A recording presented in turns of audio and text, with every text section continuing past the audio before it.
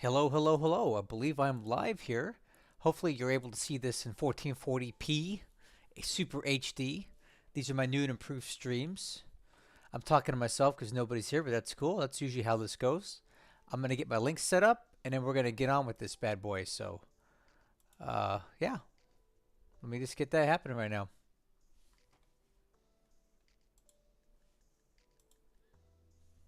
Let's see here. Got to drop some links so people can join this from Discord.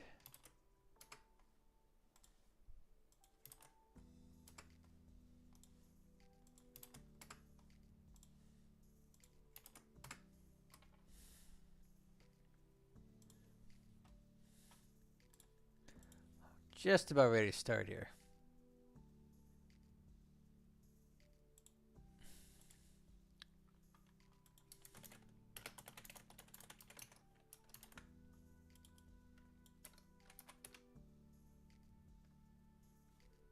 All right.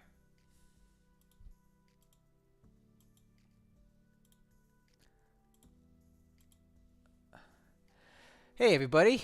Nice to see you guys. Renew, hello. Guy with some special characters I can't read, hello. Paul, hello. And Purdue Vision. Hey, man. How you doing? I think I remember you looking at your channel a while ago. You had some really cool, like, ultra high def stuff. I forget what it was. Like, I don't know, some decals or something cool. I don't know if this type of content's your cup of tea, but I appreciate you being here all the same. This is a war game, War in the Pacific.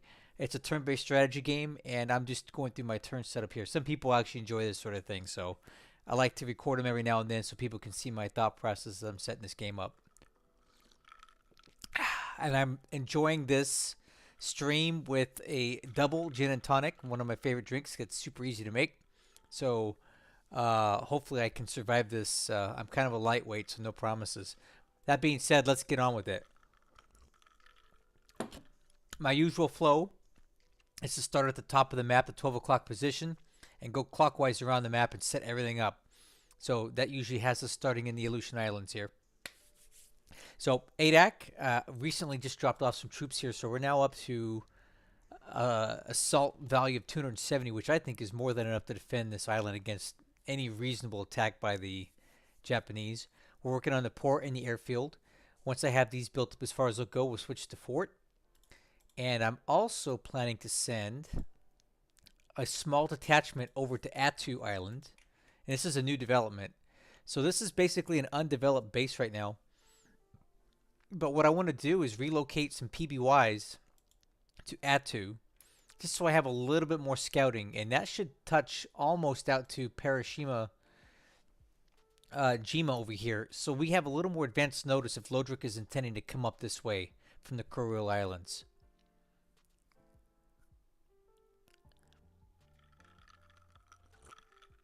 All right. I'm not really setting up the Aleutian Islands for Japanese invasion quite yet, but what I'm trying to do is just have a forward base for my submarines to operate for Japan. And eventually, when I do want to start probing into Japan, this is a good jumping off point. So ADAC is heavily developed right now, and as time goes on, I can move more ships, more aircraft here, more troops, and I can use this as a jumping off point, like you said, for a possible invasion of Japan later on, but not right now. I'm not really doing that so far. Right now, it's just a sub base, and as you can see, we've got a lot of supply, a lot of fuel. We have an AS here. Actually, got a Dutch submarine here that we need to get into the fight. So I think we'll get this guy going. Actually, no. I think he carries mines. Oh, yeah.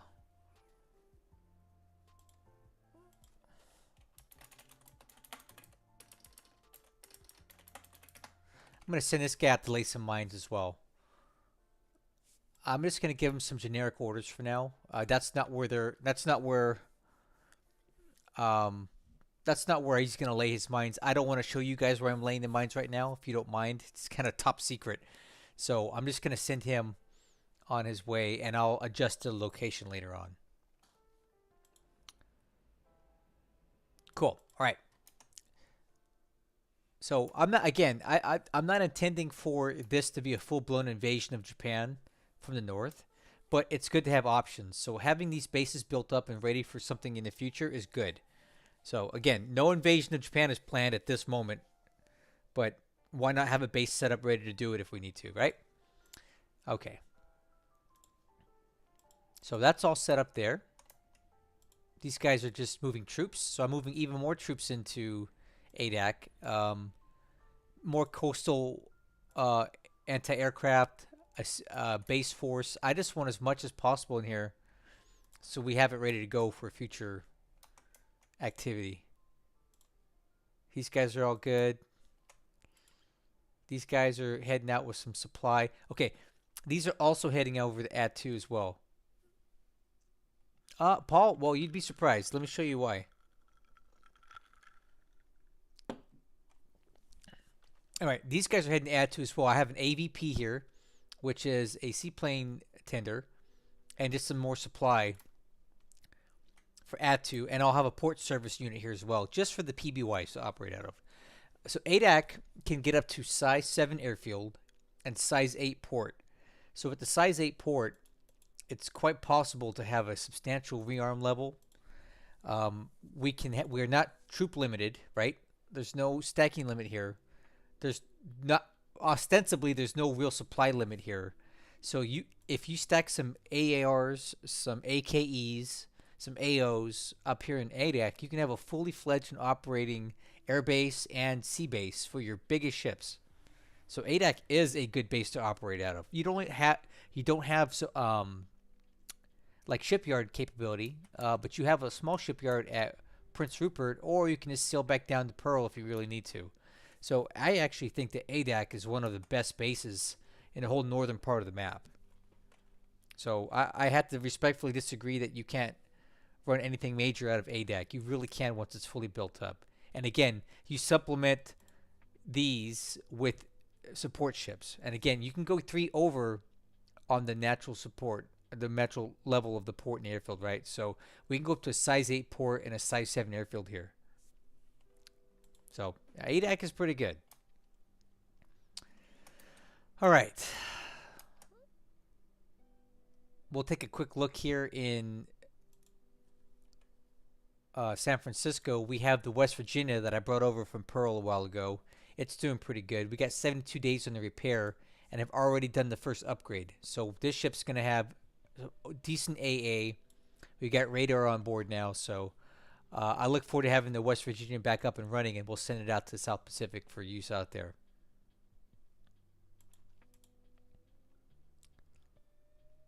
I'm just checking these convoys coming in.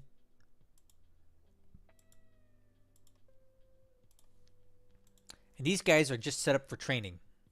So I have these, all these task forces are assembled. They're not going anywhere. But as I've shown in previous videos, ships just being in a task force train slowly, but they gain experience up here. So there's no reason not to have your ships in task forces if they have nothing else to do, right? If there's no risk, and there's no risk here at LA. So I have as many task forces assembled as possible. And we just had a bunch of these guys coming in here. So we're going to assemble these ones as well. So we'll do a transport task force.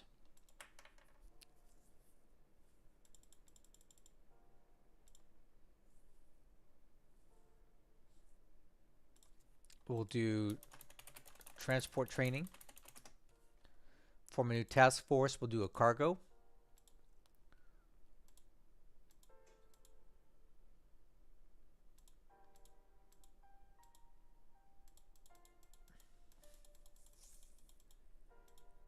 I'm just going to get all these AKs and AKLs into a task force because, again, why not?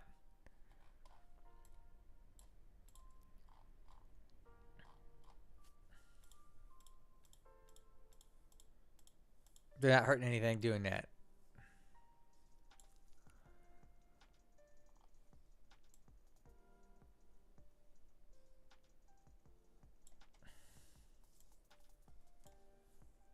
Okay, that's done.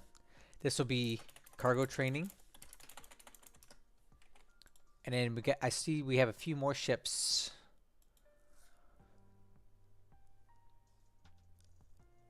Oh yeah, okay. So I see something else I want to do here. We're gonna take these AMs here and go ASW training.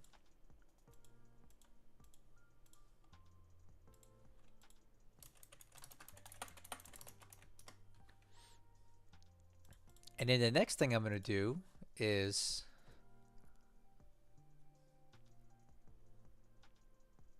escargot task for. Don't use escargot task forces.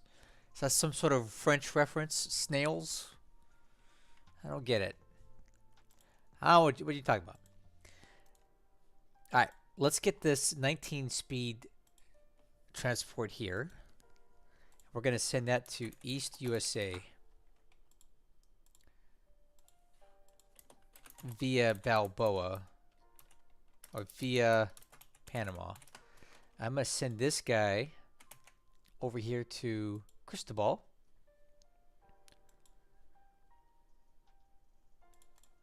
And then these 14 speed, 15 speed guys, we're going to send those as well.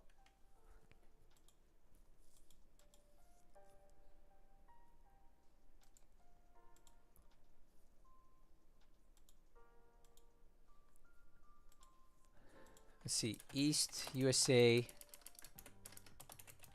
via Panama.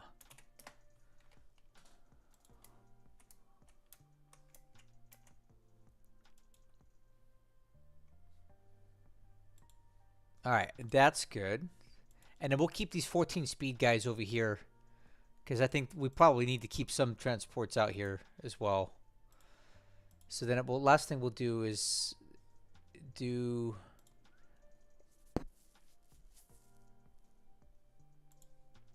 get these Kota guys.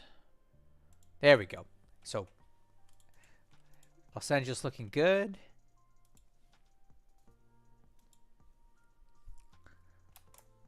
Now we'll take a look at East USA, where we have quite a bit of stuff here now.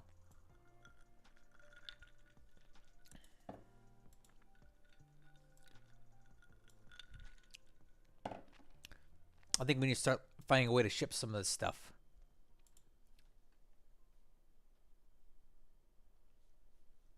So we'll load this guy up. Load troops.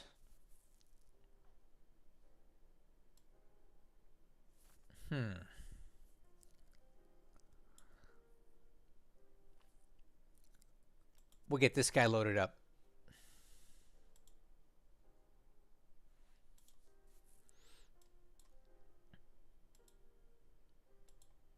And I know it won't hold enough. That's fine.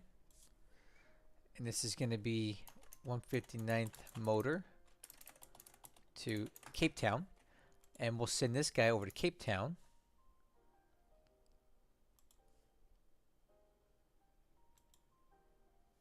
At full speed. And moving 8 hexes a day, it's going to take a while. But that's okay. Sending that out. I don't really think we need to do too much here for pilot management this turn. I try not to manage the pilots too much, except at the first and end of every month, unless something really comes up.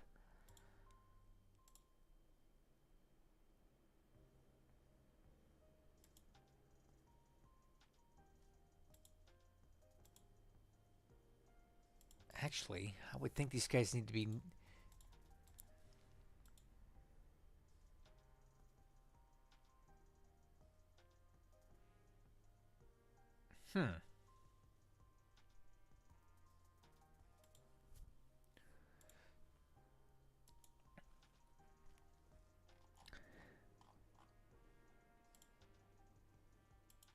Just checking some stuff here.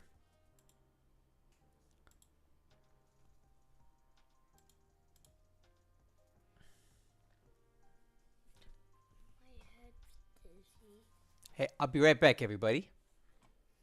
I gotta take care of a child here. What's wrong?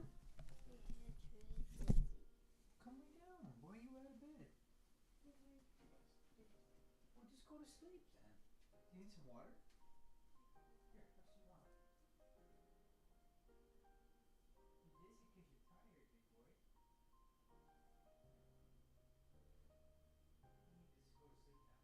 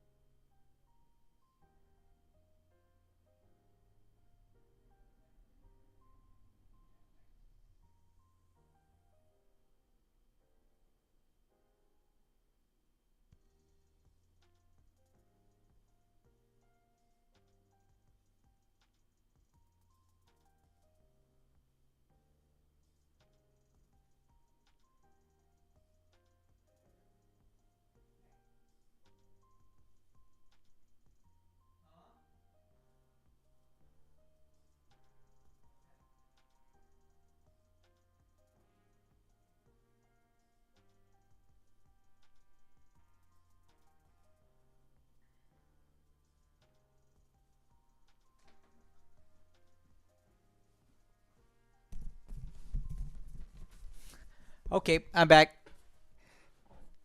Had a child that needed some assistance. No problem.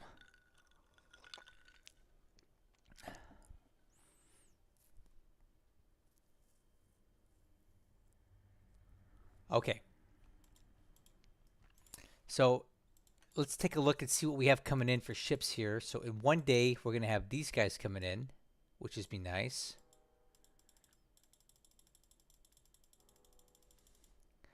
In 2 days, we have this ship coming in. All right. So we're done at East USA. We'll take a quick look down here at Panama. And at the moment, we have the Hornet on its way down to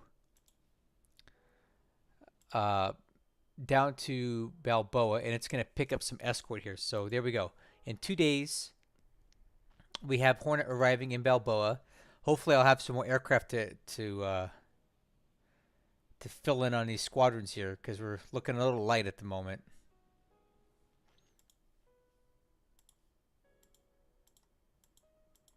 Okay, the Hornet will arrive and join up with this task force over here, which has the heavy cruiser Vincennes and 4 destroyers. And then from there, we'll head out to wherever it is that we need to head out to, if you know what I mean,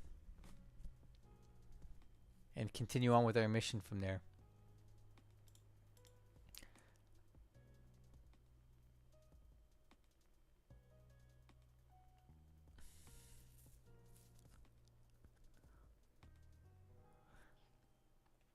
Okay. Looking good.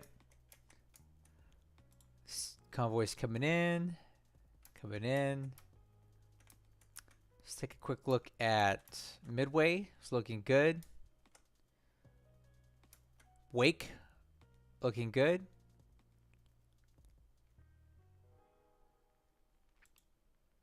We just dropped off some supplies at Midway. Take a quick look at Pearl. See what we got here. Tennessee is ready to head back to East USA, or the West Coast, I mean. So what I want to do is grab these ships here and throw them into the shipyard real quick, or disband them and get them repaired, and those guys will escort the Tennessee back to West Coast.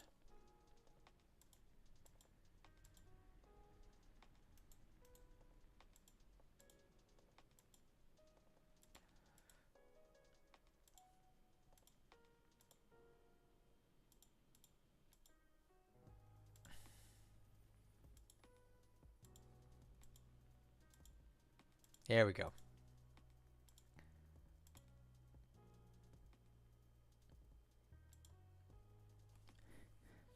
Those ships by tomorrow will be ready to take the Tennessee back. We're going to take the Tennessee back to Mare Island, I believe. Yeah. We're going to take it to Mare Island, and put it in the shipyard there. And we've got 90,000 tons of capacity at Mare Island. So that's where the Tennessee will be going for its repair and upgrade. That'll happen next turn.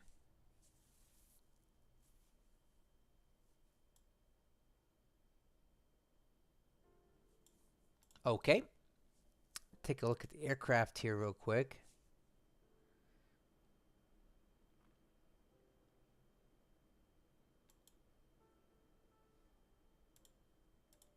Not much to see here.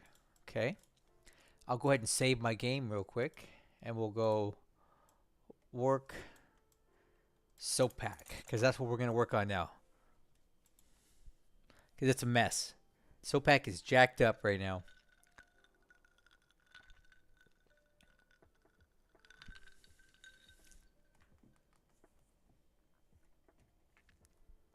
Okay. Let's take a look here.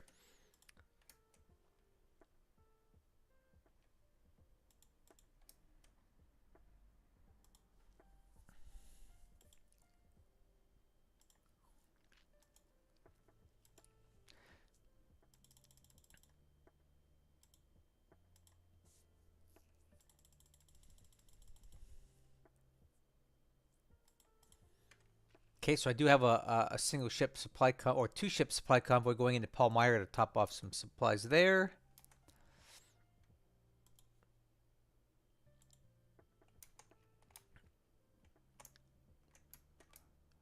Taking a quick gander at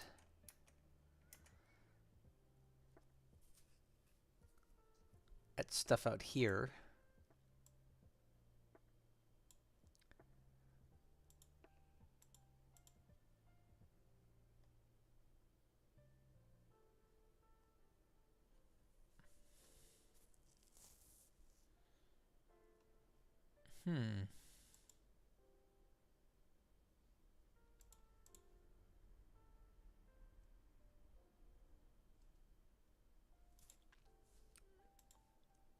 This will be good to top off the... Got a couple AOs out here too, so when the Hornet comes out to the South Pacific, it'll have some extra fuel.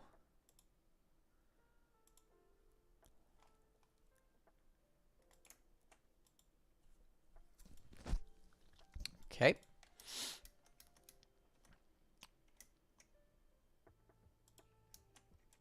So far, so good. There's nothing. No, I have no other convoys running along the bottom of the map here because this task force here destroyed it all.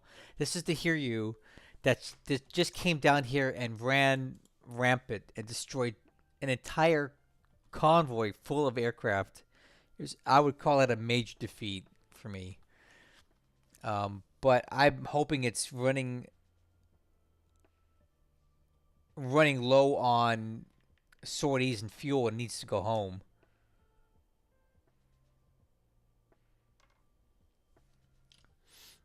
So that, yeah. But no more convoys until further notice. It's just too dangerous right now. Moving anything, I thought hugging the bottom of the map even would be.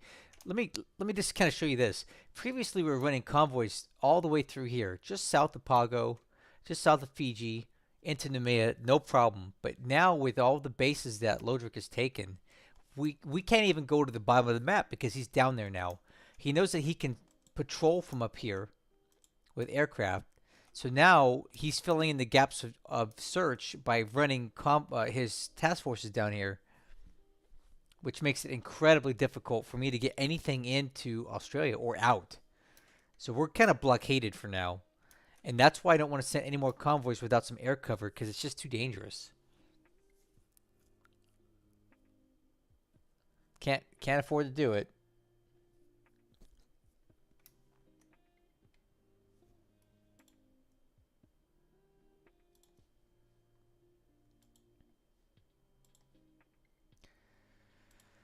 So here's what we got right now. We have this task force that left Raoul Island a few days ago. It should pull into Auckland in 2 days. And I have this destroyer, which will probably sink, the Perry. It's on fire with high system damage, so it probably won't make it into um, Wellington. But I have the Lawrence, which I believe to be one of my last two Clemson class destroyers, hopefully making it in here shortly. That one should be okay. We can repair this eventually at Auckland. And the rest of my convoys did make it in. So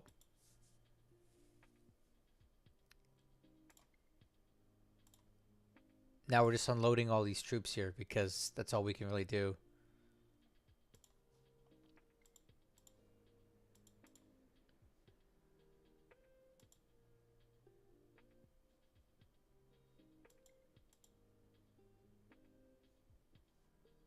Yep. So there we go. That's all we got down in here.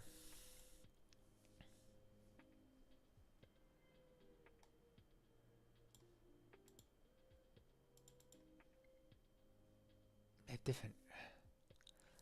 Oh. Well, the Americal division all made it in, but I think I need to swap.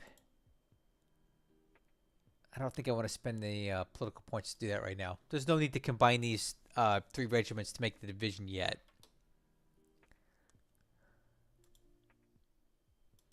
So, got all these troops here. Plenty of aircraft on ASW. And we have plenty of aircraft on CAP.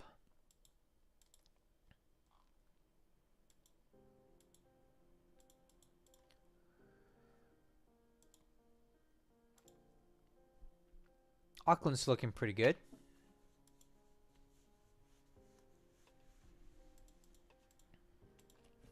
All right, so I would say we're good all the way down to New Zealand. So I'm going to save this real quick.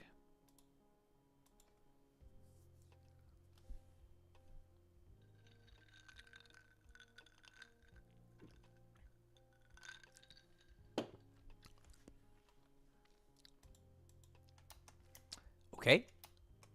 So now let's take a look at the situation in Pago Pago and Fiji.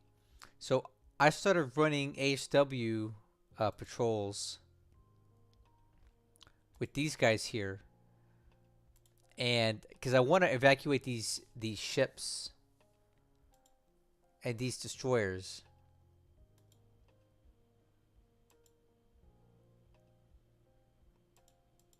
At least some of them anyway.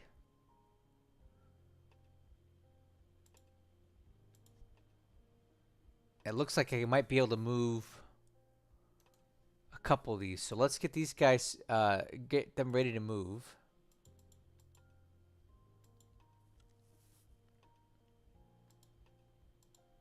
So I'll need a couple days on those.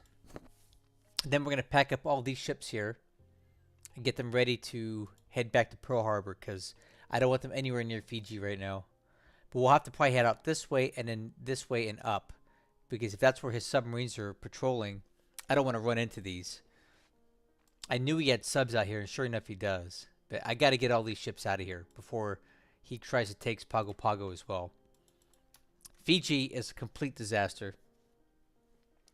So he took Nadi, right? And he's marching with 10,000 troops towards Suva, and all we have there are these guys, and they are in no condition to put up any kind of fight.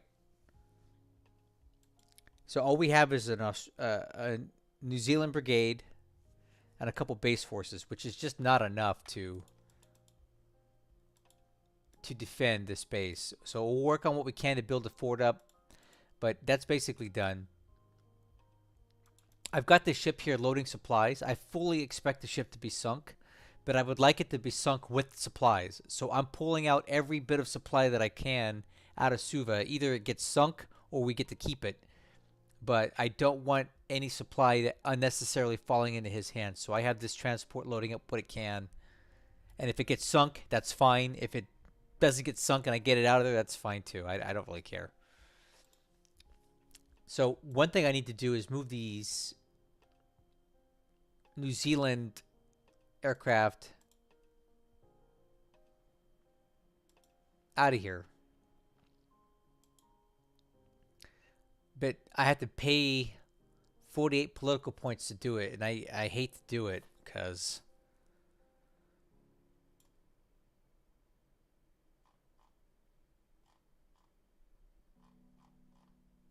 I might have to. I don't really have a choice. I have to do it.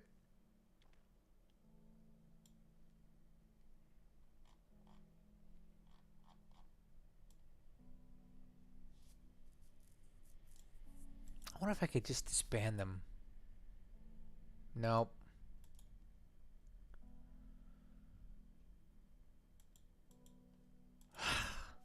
I don't know. I don't know if I want to spend 48 political points for 3 aircraft. It kind of doesn't make sense.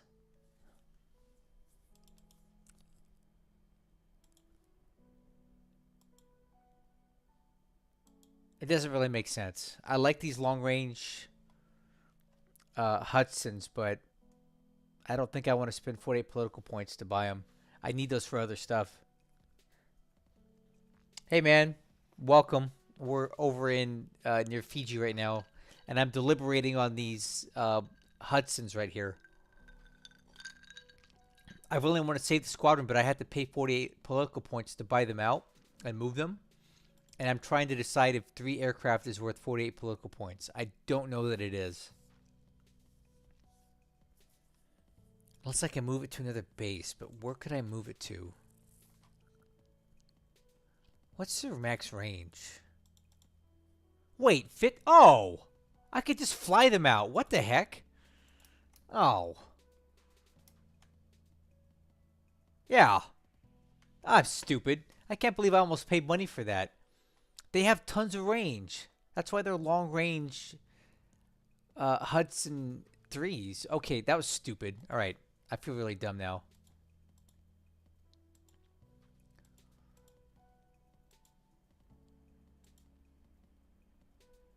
All right. You know what else? Let's go ahead and up.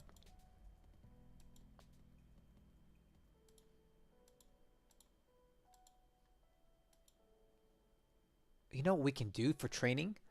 We'll switch these guys out to Vincent 1s.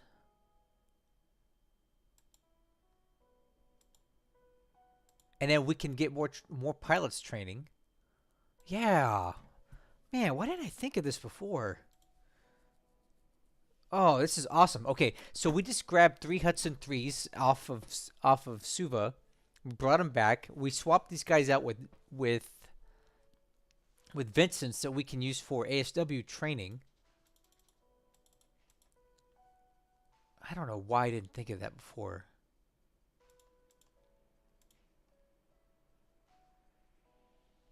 I have a pretty decent collection of ASW pilots now.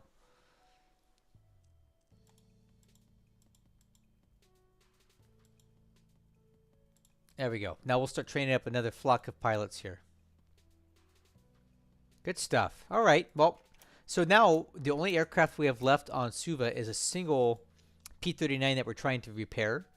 And hopefully we get it back up and running within a day, which I think we will. And then we can fly that back to Nemea.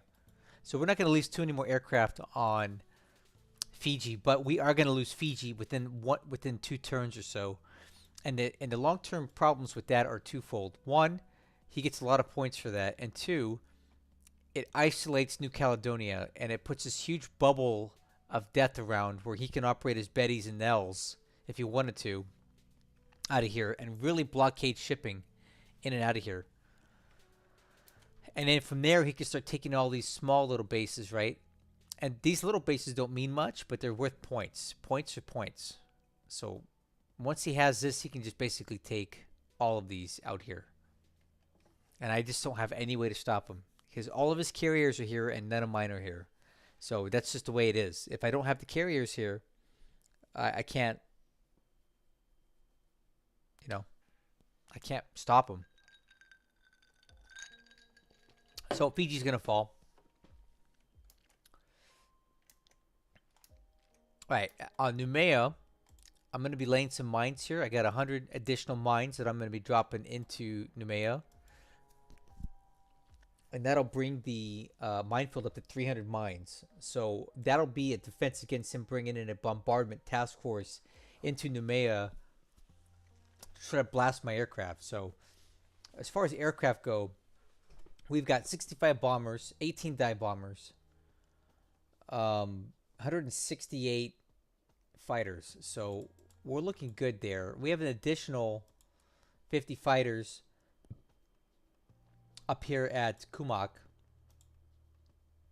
which I can send down to Noumea if I need to.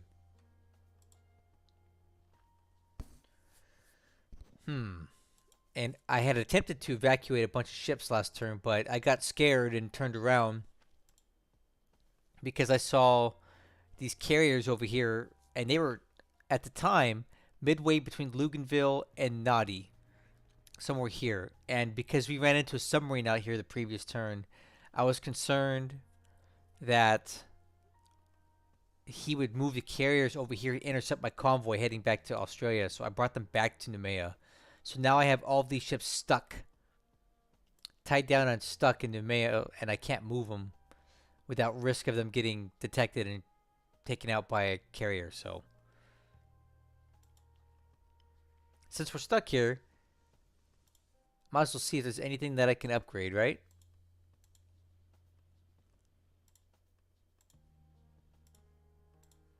Doesn't look like anything really. Oh, this guy, the Hammond. Might as well upgrade that. Upgrade this.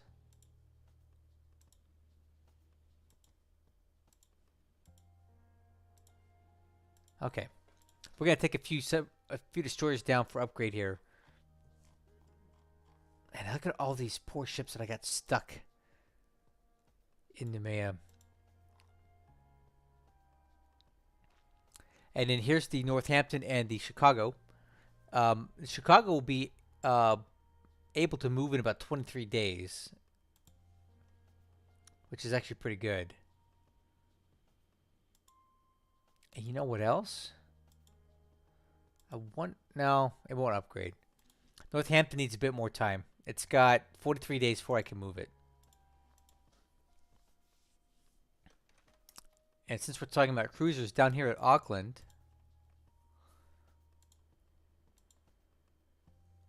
let me see here.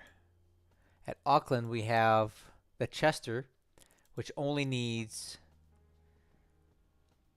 8 more days until the system damage is basically fully repaired, and then we can send that back to... No, it'll be fully repaired, period. Because it's in a shipyard. That's right. And then we'll have another heavy cruiser back up and running here. Since we're doing that, we might as well add this guy, have him upgraded as well.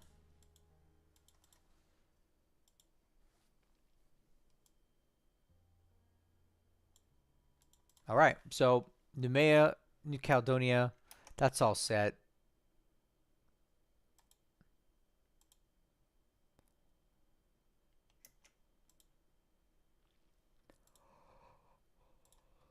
Oh, look at that old school search pattern right there. We're not doing those anymore. Let's try this. S35 South Rabaul. Let's get another. Let's get a different. Let's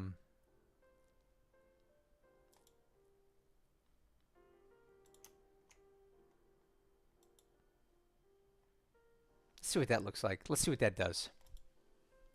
Send that guy up there.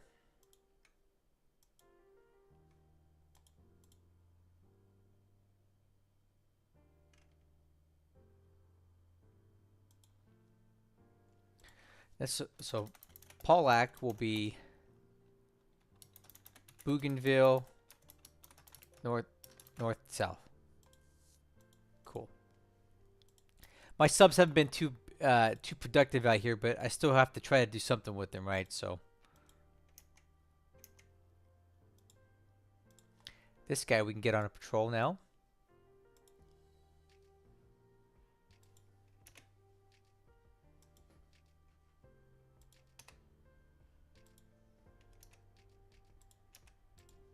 We'll get a patrol going here.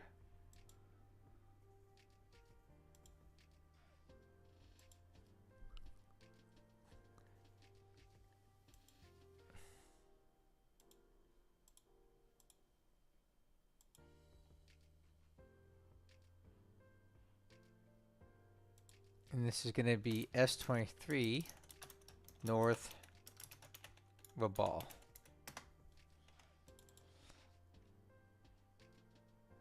Checking on my subs in between here and truck to make sure that they're all set up. They appear to be behaving. And they're not detected, which is even better. Cool. Alright, let's save this, and then we'll talk about Australia.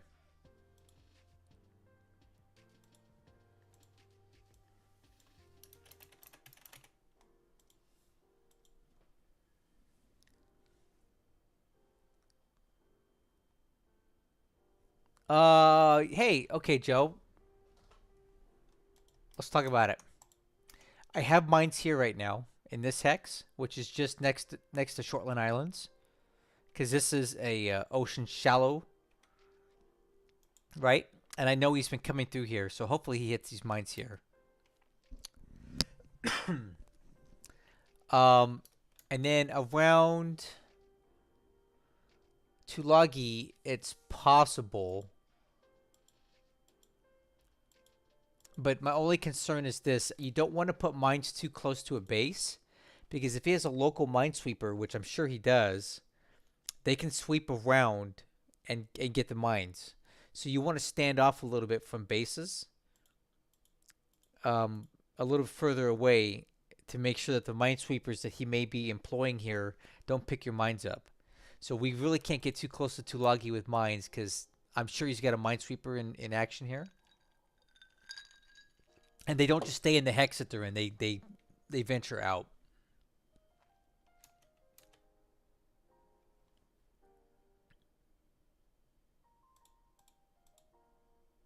This might be a good hex as well. Ocean shallow right here, where the Polak is at. But really, other than that, we don't want to be too close to a base. Yeah.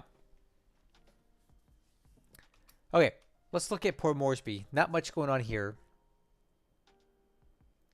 These B-17s haven't getting much done here, but we can actually upgrade these guys to B-17Es.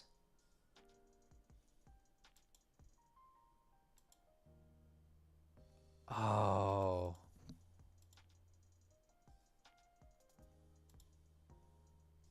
Okay, I might have to fly them back to...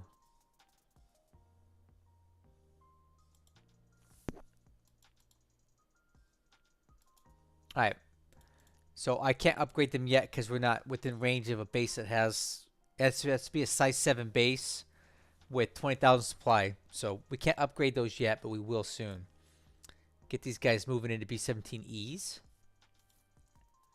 And then we can use those leftover B-17Ds to re-equip the other bases that have taken losses.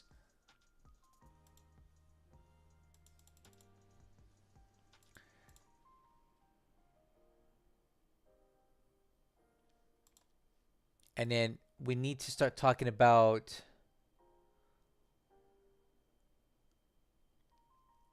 In about 2 days, we're going to have to start... Look, anything that's in red here, we're going to have to disband. The Banshees, we can probably just do it right now.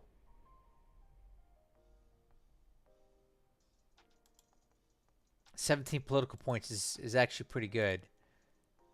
So I do want to do an experiment right now. Let's do this. I'm going to send all these aircraft to the these pilots to the pool. I want to see if they stay there. So let's do a test. Let's do Weber I. We're going to send him to the reserve. Okay. Now we're going to check to see that he stays in the reserve.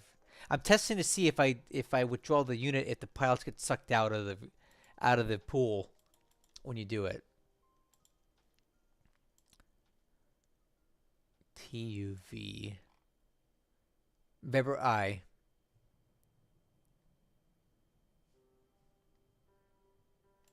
All right. So let's take this unit here. Withdraw it for 17 political points. And see if we still have Weber I.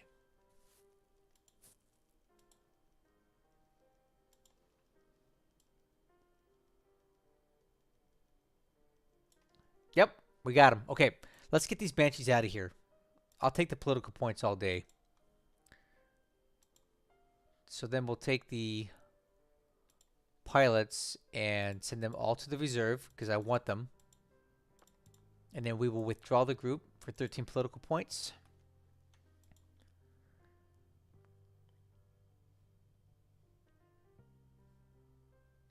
Cool. That should be all of my Banshees. Let's make sure. So we'll go up here to the intel report and we'll do group withdrawal. And I see no more Banshees on the list, so we're good.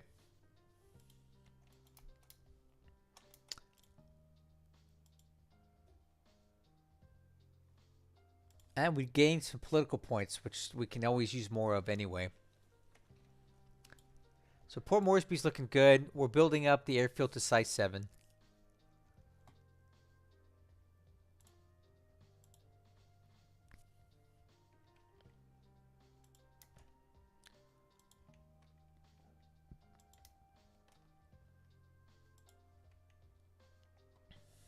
These are ships that were previously heading into Darwin.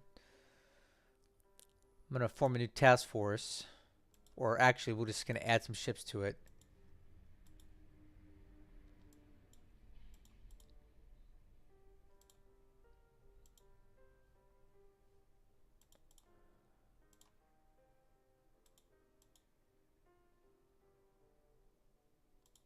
Yeah, we'll change this into a transport task force.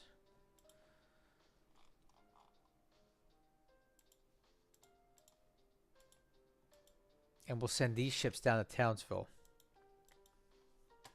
Wait for another assignment.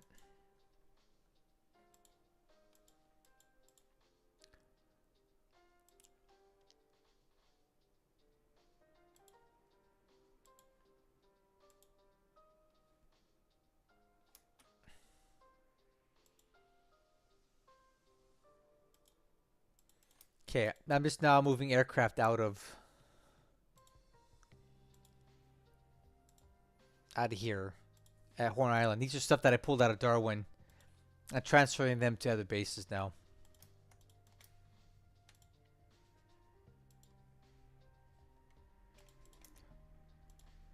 And then we have these buffaloes here. Send them down to Townsville. And my intent with the buffaloes is to re-equip them with other aircraft.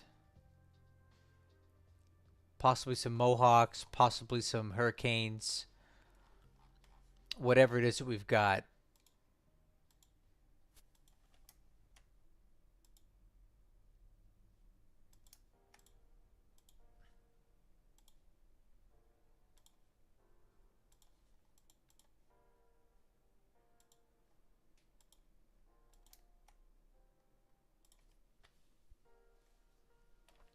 Okay, just trying to move stuff.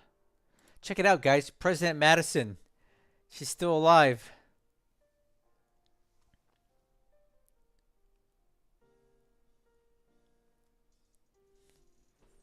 I'm going to get that into Horn Island and organize some escort for it, and then we'll move it out.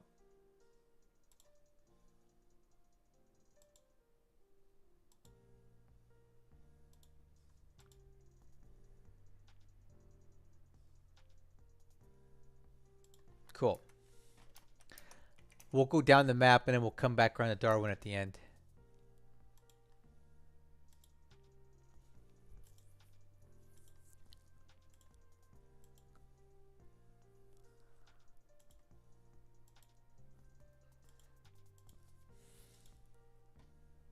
What are these guys good for? ASW? Yeah, we'll keep training these guys ASW.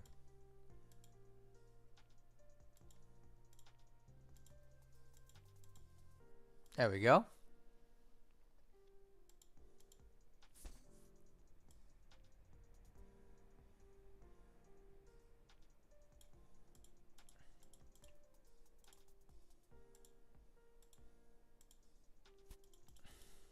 Going down the map here. These guys are still training.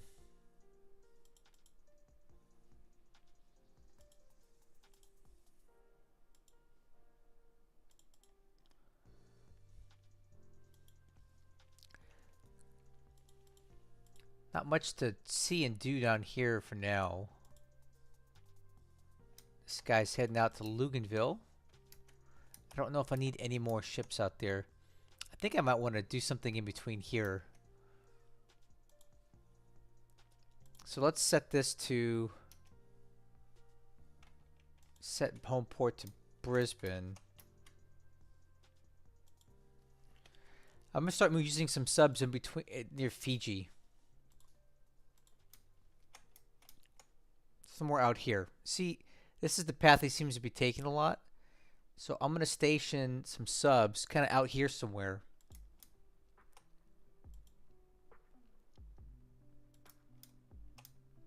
There we go. Or yet, better yet, let's bring that in a little bit.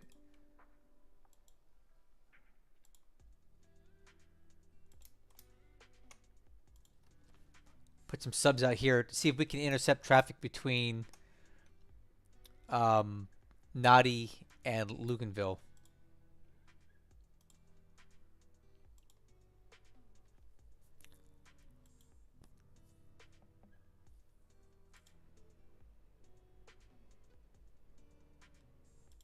Cool.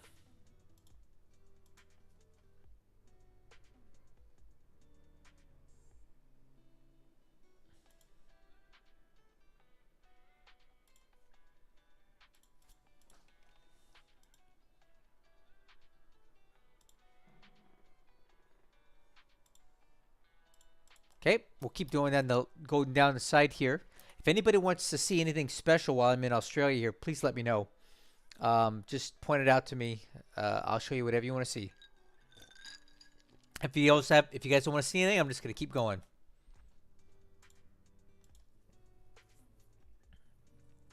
Oh, these were some mind layers that I had. Nice.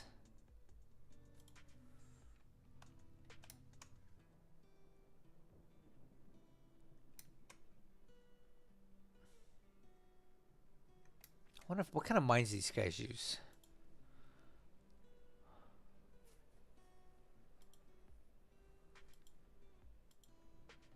Probably Mark 10 mines. Alright, that's okay. Can't use those. But we can use these guys.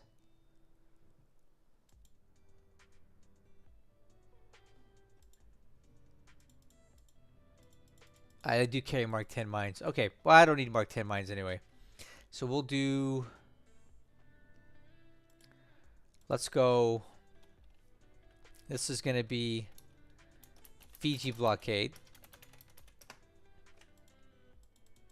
And we'll just send them out towards here for now. We can actually set the home base to Nemea. That probably makes more sense, doesn't it?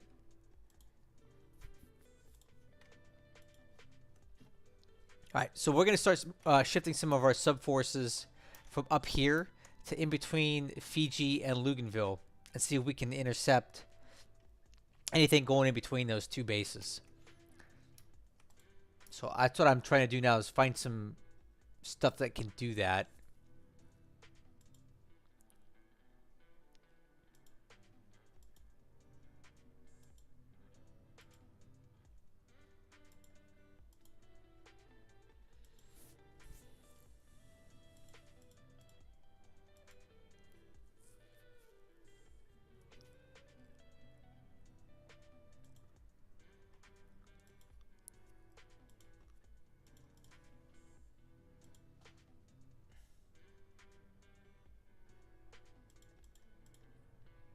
And then Sydney's just got a bunch of ships that are training right now.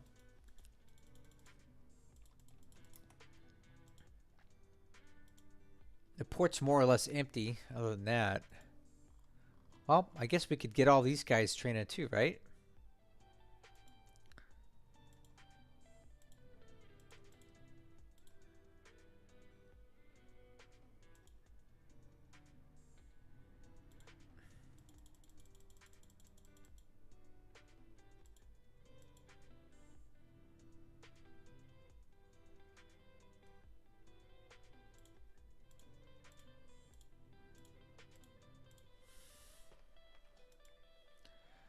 All right, this is going to be training.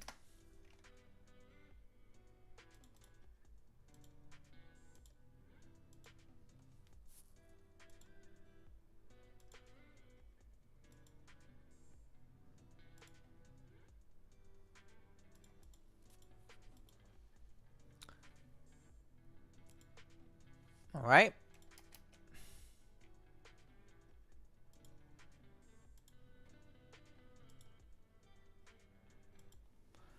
Look forward to building up this squadron, and we can use it for supply runs up to up there. So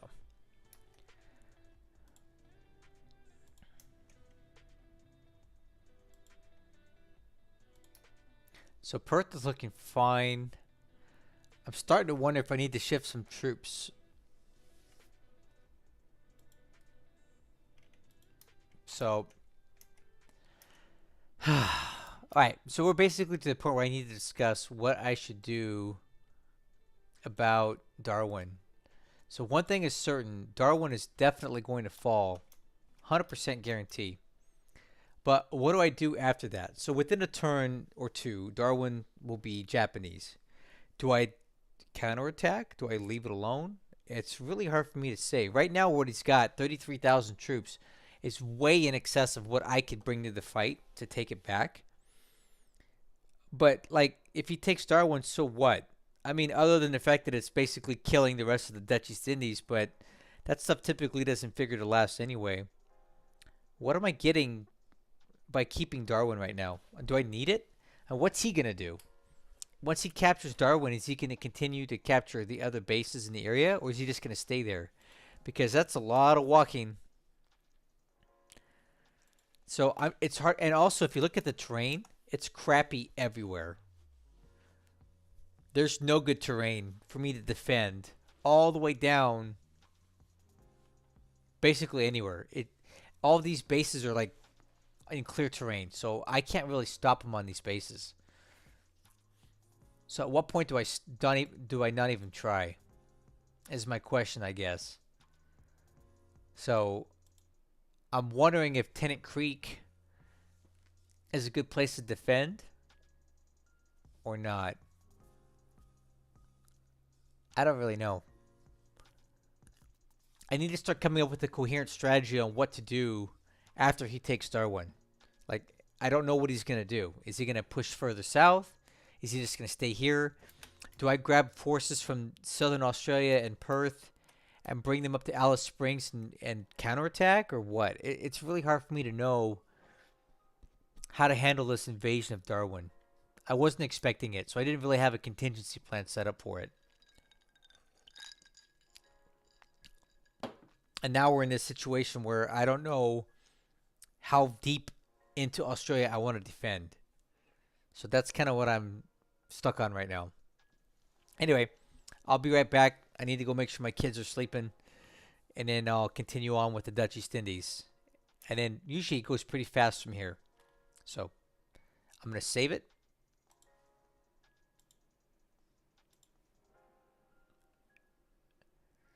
All right, I'll be right back. I'm going to go ahead and just make sure everything's hunky-dory there. I'll be right back. Enjoy this word from our sponsors.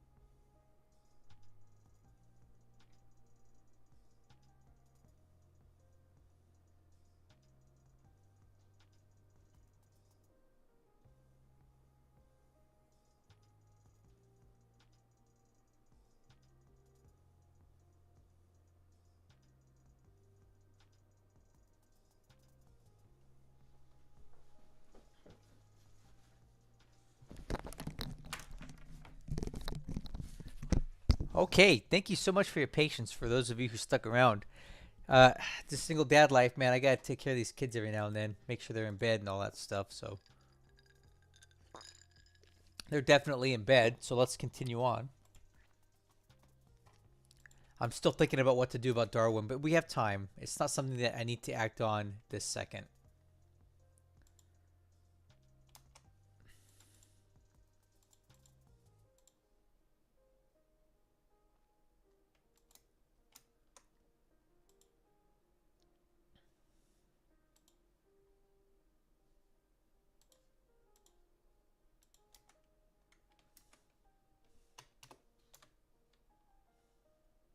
Ugh.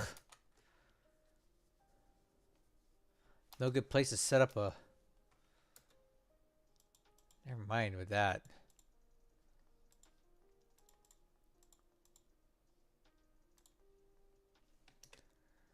Alright, so I was thinking about setting up some sort of sub-blockade out here, but not on this... Not in this water. So I'd rather just relocate the subs down here. And then we'll come up with a better plan for them. Because a lot of these guys are kind of low on fuel. Let's see if we can get this guy back to Townsville. I don't know. Yeah, we can. Okay. Let's get them all to Townsville. Refuel them.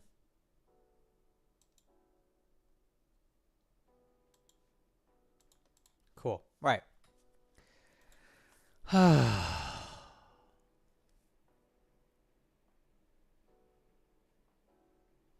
All right, so what I had been doing is moving troops from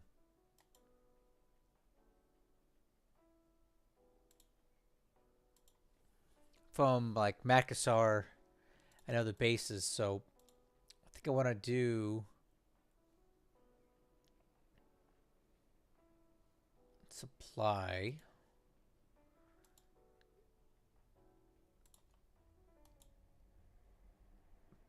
Pick up troops.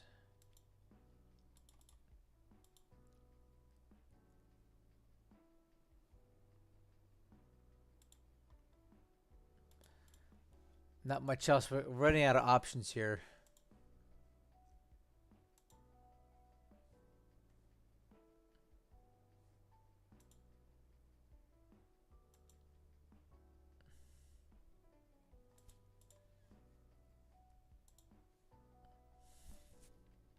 I need to get these guys out of here soon. Or they're going to be stuck out here and die. Transfer to base. Where can I move these guys to?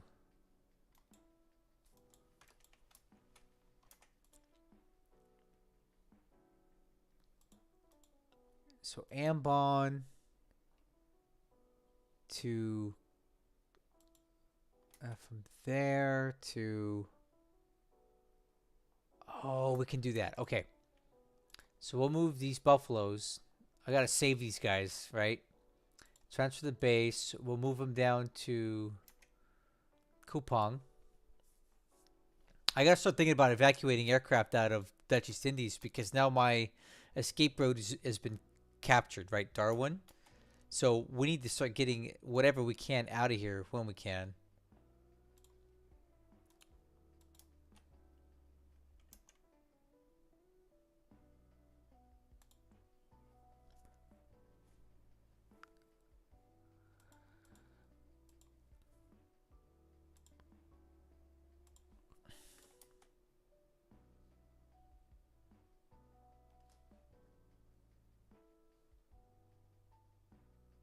Man.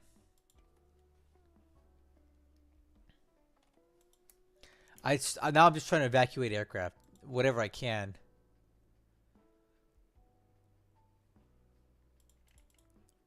I think it's getting about time that we're gonna have to start packing up in the Dutch East Indies here. These guys have a range of 23, so let's stand them down. Transfer them to Kupang.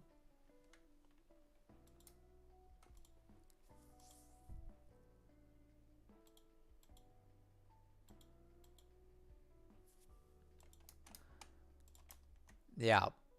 That's what I'm doing now. I'm just looking for aircraft that can be evacuated, and we don't have too many left.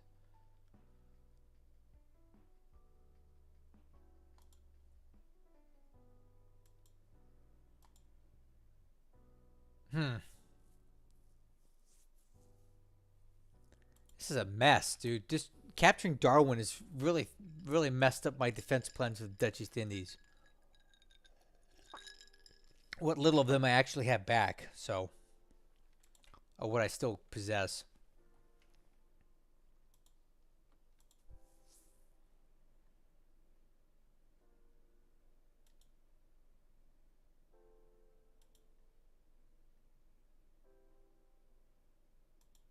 What a bummer.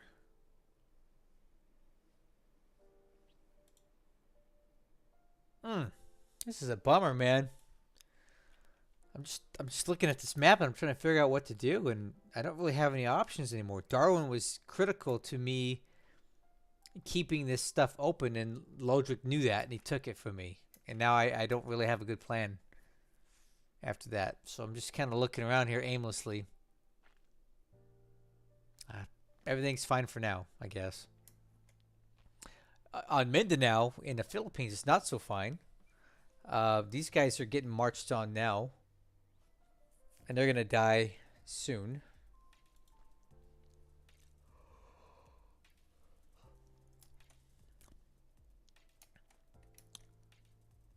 Wait, I wonder, can these guys be evacuated just for fun?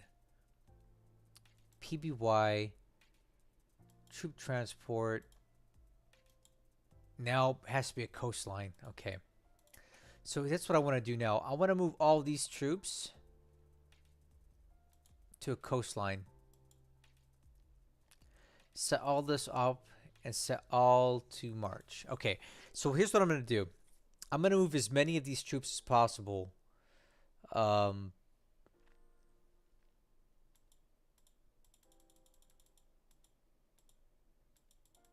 6696. Right? I'm going to move these troops to this hex, and then I can start using seaplanes to evacuate them and bring them all to Timor, and we'll make our last stand on Timor.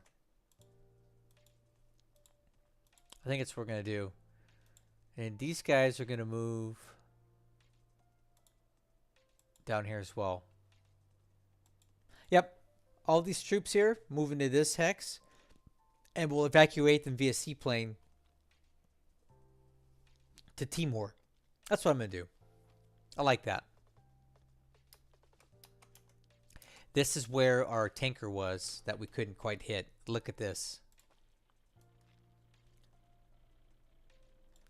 A Tonomaru and a Nishinmaru are some of Japan's absolute largest and best tankers, and we missed. No, we didn't miss. We hit. We hit with these torpedoes, and we had a dud. Look at these ships.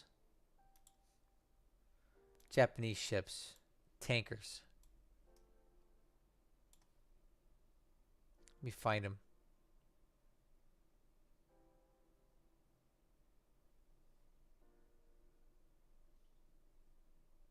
I think it's going to be a Tono whaler. Yeah.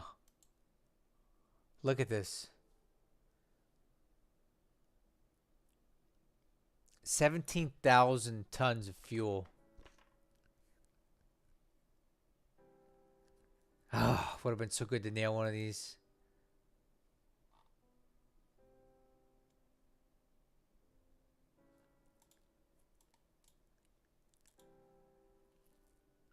All right. I guess it doesn't matter now. But at least I know that my sub patrol is working, right? So, if anything, he's coming in from a little more steep than I thought. So, I think what I want to do is shift the patrol zones over 1 notch to the right. At least on this guy. To make sure we don't miss that. There we go. But at least I know that this is a good... See, this is why I moved my submarines around. And I put them on this kind of patrol zone thing here, and I got this from Desert Wolf because I see that he does that with his subs. And sure enough, we're getting intercepts now, so I really can't complain about that. And we actually had a torpedo hit a target. So it's not like it wasn't, it was a Mark 14, but it hit. So my new sub patrols appear to be better.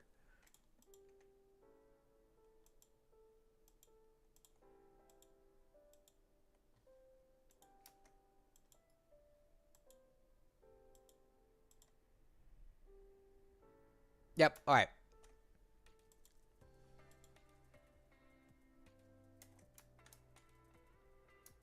All right. So, all that's good. Everything's set here. I'm gonna save it, and then we'll briefly talk about Palembang.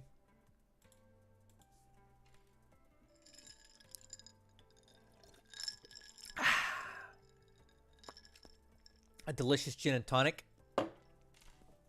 Okay. Let's continue. So he's got this big glob of troops here. They are moving in to Palembang, and Palembang will fall within the next turn, or whenever it's gonna shock attack. Because if nope, it's gonna be, what is the button? F6. Okay, this purple shows that you have a river crossing here. So whenever you attack into an enemy held hex that crosses a river, it's a shock attack. And I'm sure he's got more than enough troops in here to take Palembang. And I can only hope that when he does, we have our troops in position ready to go on this, to blow up as much of the oil and refinery capacity as possible. So I'm hoping for the best there.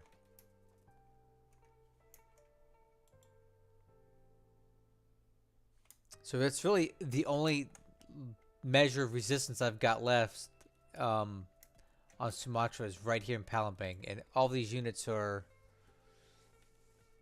gonna die when he takes that base. All right. Anyway, I'm going to take a quick 30-second break here to refuel my drink, and I'll be right back. And then we'll go through Cape Town, go up to Abaddon, Aden, down to India, talk about Sri Lanka, Burma, and finish in China. We're almost done. I'll be right back. Don't go anywhere.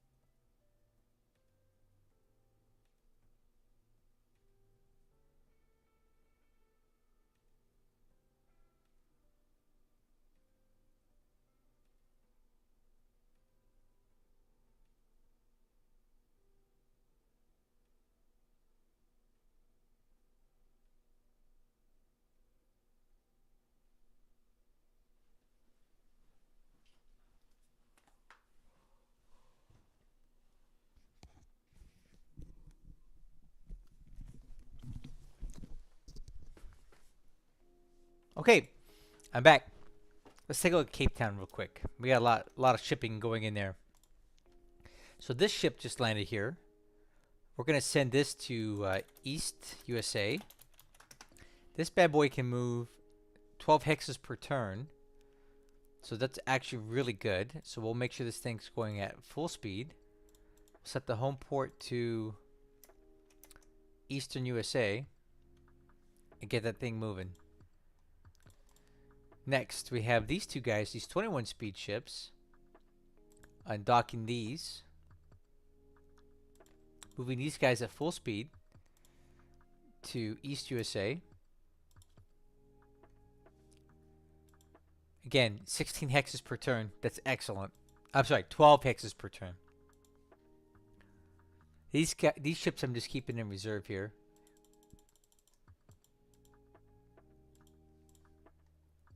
And then this is what we got coming in here soon.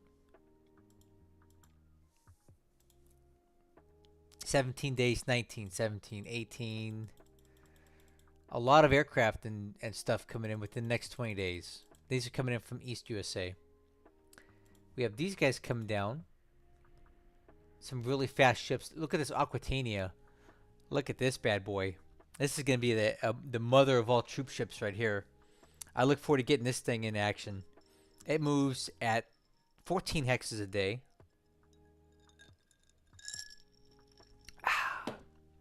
It can carry 7,600 troops, so this thing's going to be excellent. We'll have that back in 2 days.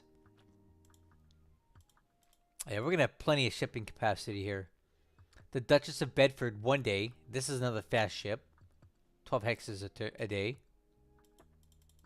Yeah, so we're getting a lot of fast ships into Cape Town, and then we're going to be sending them over to Eastern USA to pick up all these troops here. And all these units.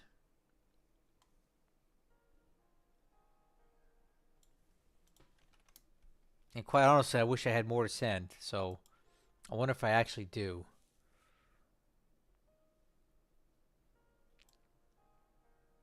No, I don't. Everything that I'm able to send is on the way, so. Dang it. I'm running out of stuff to send.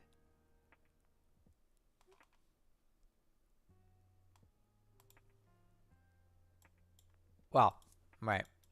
Plenty of ships coming, though, to move all that stuff.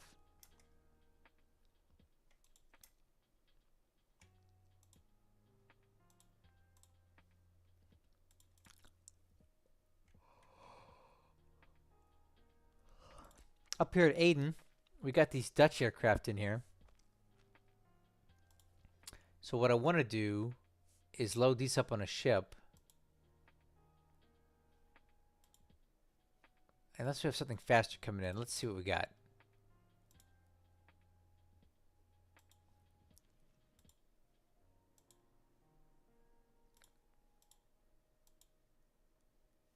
I don't really have anything faster coming in. Alright, we'll send them on that AMC.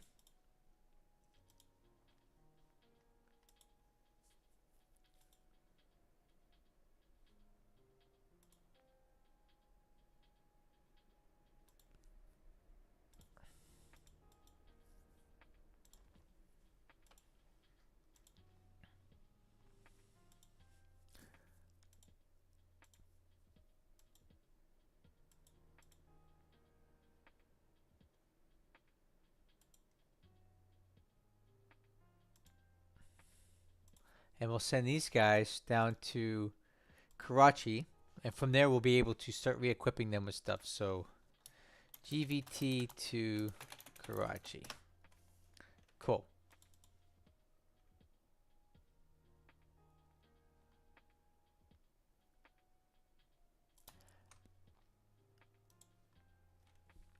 And we got a bunch of units coming in here.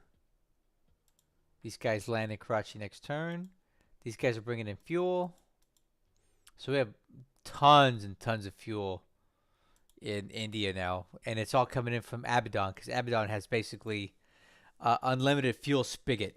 15,000 tons a day it gets just by being here. That's a lot. More than we can use. So now we got these guys loading up some fuel.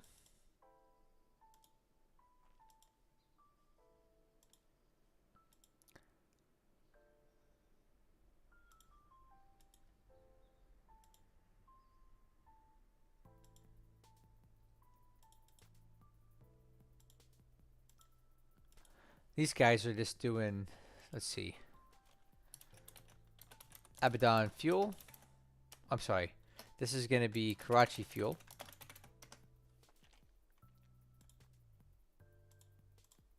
I'm just dumping as much fuel into India as possible because why not? Can't hurt anything, right?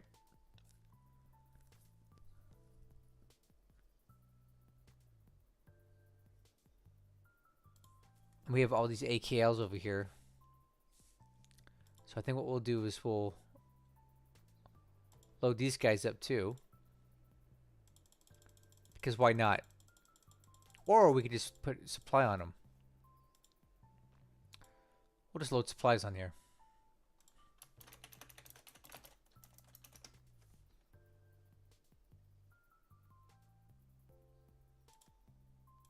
There we go. So easy, isn't it?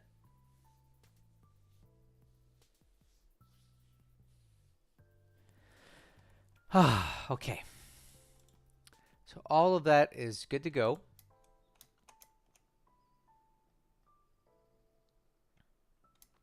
And then we can start looking all the way down to here, and we'll start loading up these troops.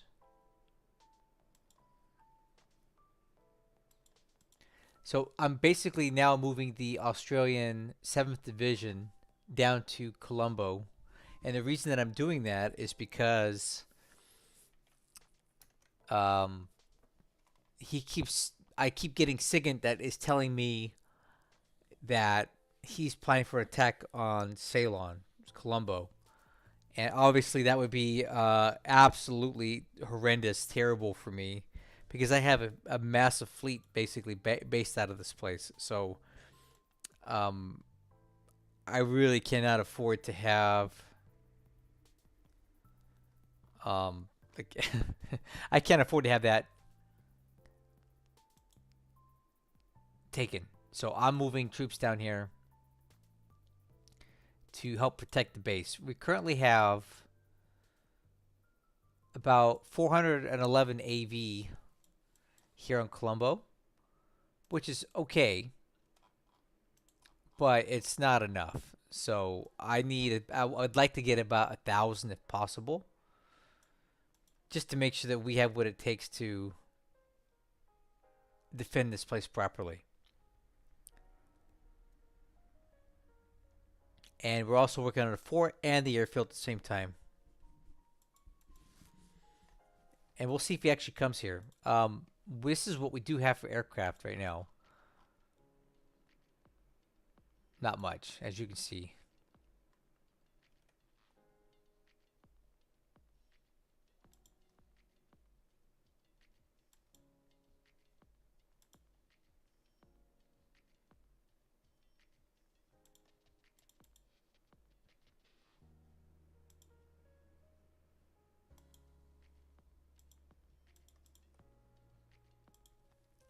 These ships are just in here training. I probably should put some more of these guys on training too. Basically anything that's not currently engaged in any sort of activity, I'm going to throw into a surface combat task force for training. So ship training. Why not, right?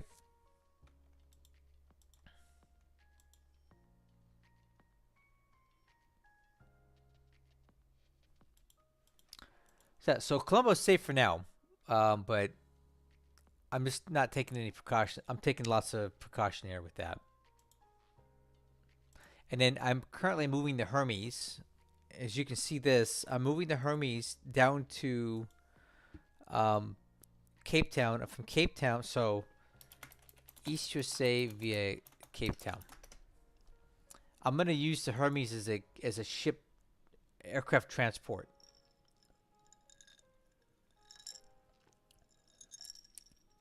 Making runs in between East USA and Cape Town. So that's where the Hermes is going. It has no practical use for me as a frontline carrier whatsoever. This thing is just too slow, and it doesn't have the range, and it doesn't carry enough aircraft to really be effective. So I'm going to use it as an aircraft transport, which basically is what I've been doing this entire campaign. Anyway, can't get sunk if it's off map, right? All right, so I do want to talk about this now. This is something that I mentioned in the video that preceded this about a belligerent expedition. Here we go. This is the Yorktown with the Indomitable. I have it as 3 separate task forces. I have the Yorktown. I have a ASW Vanguard. And these are all basically British destroyers that have excellent ASW. And then we also have a Surface Combat Task Force contingent as surface cover. And they're all set to follow the carriers. And here's what we're going to do.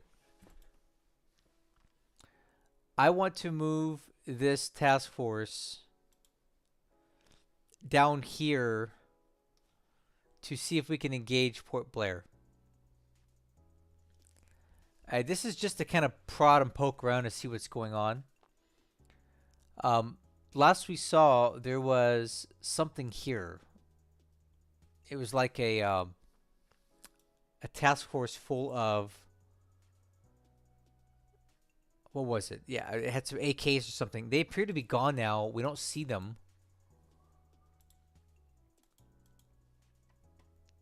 I think our PBYs are letting us down here. It might be these stupid search vectors, so let me clear these up. Get these stupid search arcs out of here.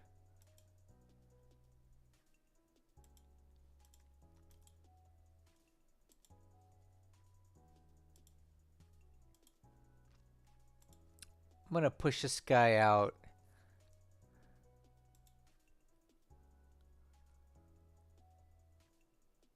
Let's push this guy out to max range. There we go. We need more spotting. But what I'm going to do is I'm going to take this task force here and we're going to full speed it. We're going to pull a Lodrik maneuver here.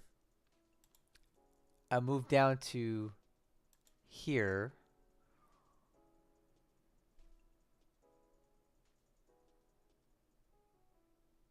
Remain on station and see if we can intercept any shipping coming out of Port Blair. And I'm going to give these guys a secondary objective, a port attack on Port Blair. I'll set all my carrier SBDs to do that. And then and again, actually, did I say port? I meant air. Well, I'm glad I looked at that.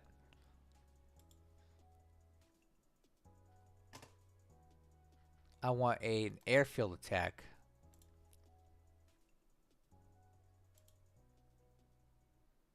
There we go.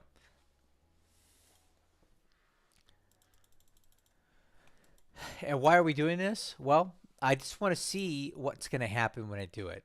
I want to test out Lodrik's defenses, okay? Well, now I think about it, that may be a little too close.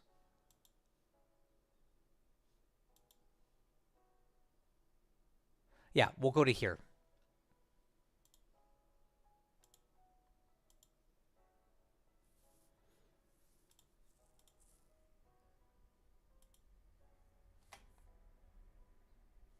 That's where I want to go. I need to stay within 6 hexes. Okay.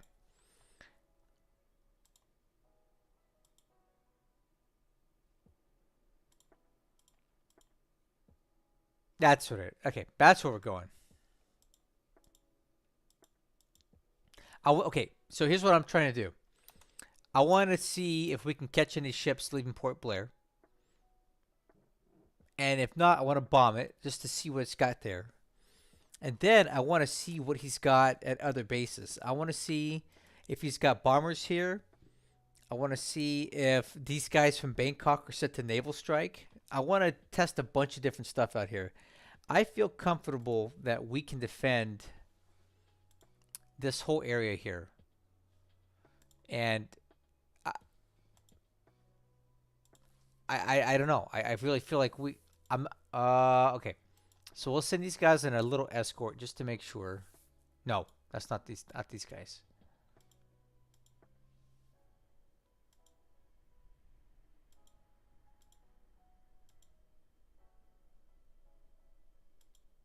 Yeah, okay. The bulk of my carrier aircraft are on cap. I'm only sending one squadron to escort just in case. But if we can draw out some of his bombers and shoot them down, that'd be really good too. So let's see what happens here. Okay, this could be a huge mistake, but I'm just kind of testing the waters. Okay, I want to see how he's got his stuff set up. I want to see if he's even going to spot our carriers if we're operating out here. I want to see what he's got at Port Blair, and I think this is a low risk thing to do. So we'll send these guys and we'll see what happens. And then hopefully we catch his ships unloading at Port Blair still. Although I'm pretty sure we would see them with the probably with this sub here. We probably would have caught him by now, but whatever. Try it anyway. Let's just see what happens. Because if you look at Bangkok over here, he's got a lot of bombers, but we don't see them doing anything. So I'm wondering if they're set to do naval strike or what. So we're going to find a lot out next turn. So let me save this.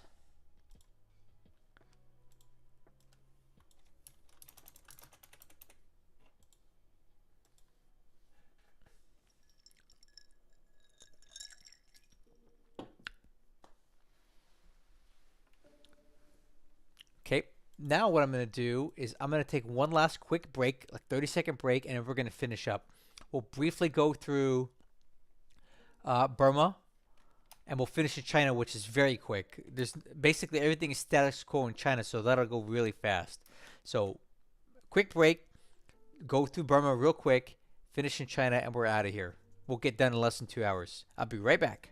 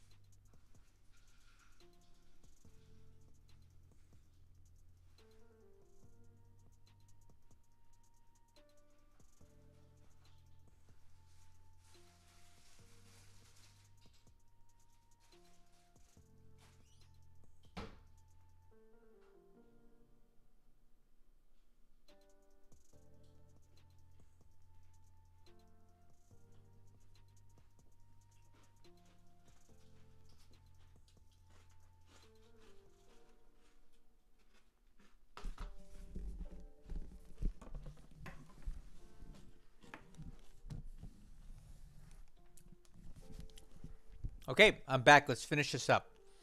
All right, so I'm going to start clicking through some stuff here. Make sure, just real quick, check some things.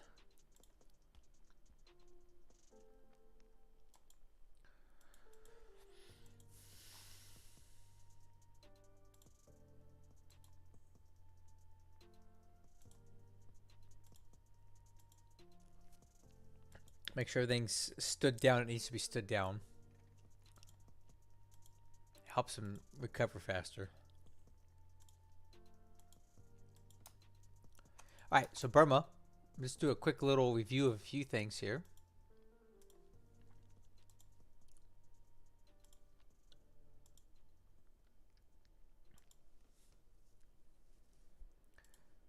All right, so Akyab, I'm currently setting up.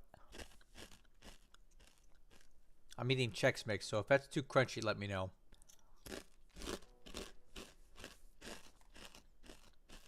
I'm setting up Akyab here to be a base that I can drop off supply from Calcutta, and from there I'm going to have it head down into Rangoon. So that's what I'm building that up for right now.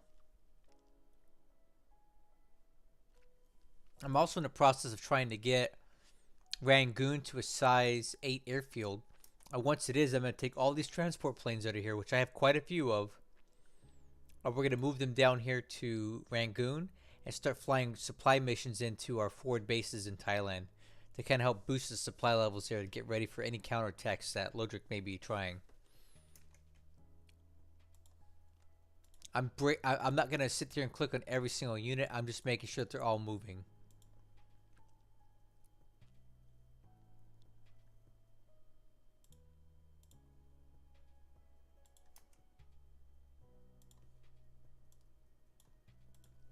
Okay, looking so good so far. So I'm also converging on Chiang Mai. I'm coming across here and I'm coming down this way. I want to take this base out soon.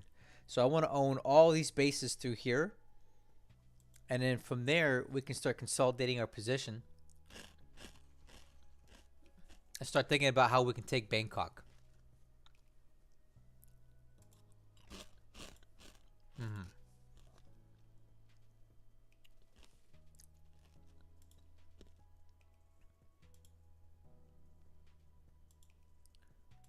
Looking good. Just getting these troops moving here. So these guys are in strat mode. Put them in. We'll leave them in strat mode, right? And then we can set them all to march down to Imphal. Set all to march. They're going to strat move mode down here. And then from here, they convert it to move mode. And they're going to march down into Shuibo. And then they can be railed to Mole Mine and into the fight. So this is how I'm getting troops into Burma. This road takes forever. Don't go down this way if you're trying to get into Burma fast. It's faster to come down through here, cross here, hop back on the roads, and rail from there. So I found that out the hard way, that sending troops down this path it takes 3 times as long as going this way here.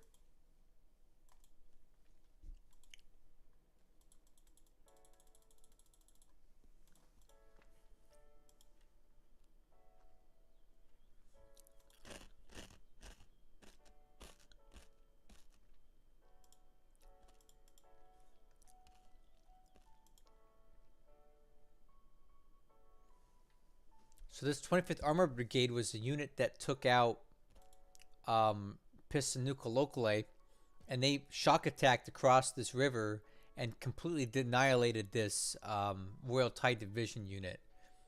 It took no casualties, so it's kind of nice to be on the front end of a unit that did good for once. It's not normal for me to actually win a battle with Japanese right now. I also have another offensive. I'll go ahead and tell you about this now. In addition to pushing this way, I want to retake Tavoy because it's actually a pretty decent base. So I've got a not unsubstantial amount of troops heading down the road here with the goal of retaking Tavoy. So I think I should actually, let's stand this guy down because he's getting tired. Let's send these guys down to Tavoy to see if there's anything there.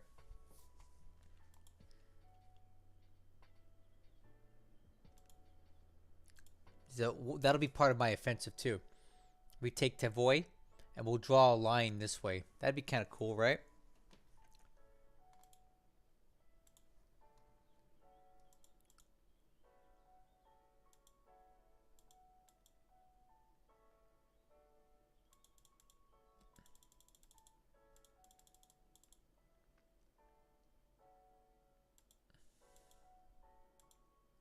All right.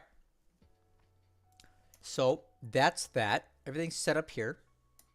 And in China, there's nothing to do.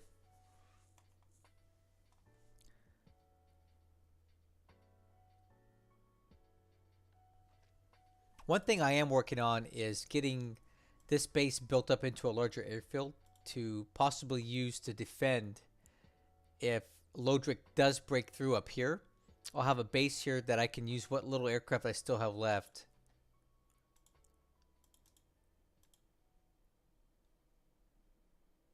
Man, we just have nothing good.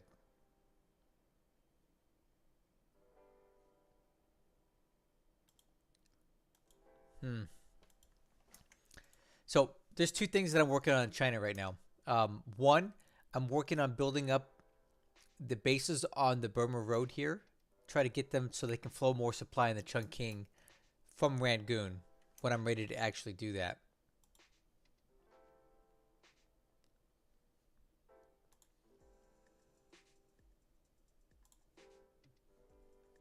And the way we do that is building up. So right here, this is what it's really killing me on the Burma Road, right? It's this max supply. This is how much throughput can come through the base per day. So a max of 400 supply can flow through Paoshan per day. That's going to really limit the amount of supply I can move into Chungking from Burma. So to increase that number, you have to improve the base. So you build the forts, you build the airfield capacity. If you have ports, you can build those too, but I can't because this is not on a water hex. So all I can do is build up the airfield and the fort capacity, and it will increase this number every time we go up on infrastructure. And I'm going to do that with all the bases that are on here. So this one's at 300. This one is desperately in need of an increase. Also Kunming as well. We're working on building all these up. So I am moving about 8 construction regiments from all over China to start working on these bases all through here. And then we'll get these maxed out, and we can increase the amount of supply that's flowing from Rangoon and the Chungking every week. Because in addition to the supply that we're building here and the 500 supply we get per day in Suyong, we also can flow supply from Rangoon to Chungking. So if I hit the 5 key on my keyboard, all these yellow dots that you see show you the range of supply movement that you can get from Rangoon.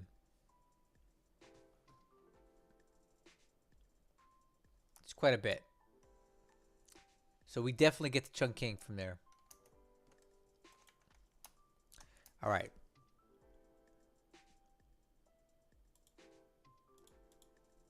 Northeast. Nope.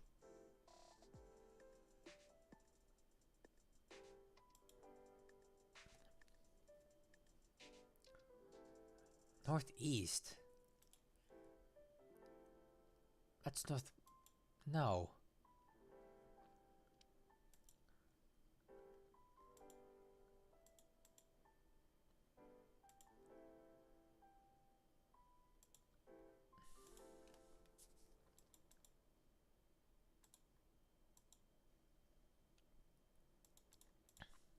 All right. Anyway, so Lodrik's got 55,000 troops down here, but I don't think that's actually enough to take Henyang anymore, because we've got 50,000 troops there, infantry alone. So it's actually 100,000 troops there,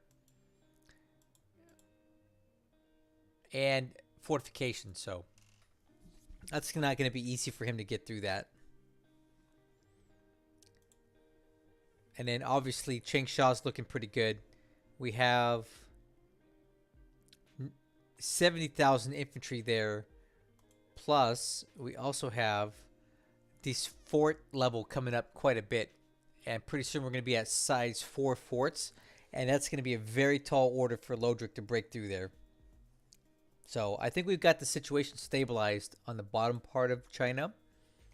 The last place that we need to be concerned about is here in this hex. So this is where Lodrik has tried unsuccessfully now for 2 turns to break through. He hasn't done it. He's been bombing it, bombarding it. He hasn't got through. We just got more reinforcements in their last turn. Okay. We got fort levels coming up every day. Most of us are not disrupted. Fatigue is low. Supply is an issue, but that's coming up better. So I'm really happy with our defense of this hex right now. And the reason why it's so important is that if Lodrik breaks through here, he can just kind of go full steam up to this spot. And he doesn't even have to take Lanchow. He just needs to block the road. Because the fuel that comes out of Lanchow here is critical to the war effort. That fuel gets shipped down to Chungking. And at Chungking, that fuel is used to operate the heavy industry. And then the heavy industry creates 2 supply. Is it 1 or 2 supply? I forget. Let me take a look here. Heavy industry gives us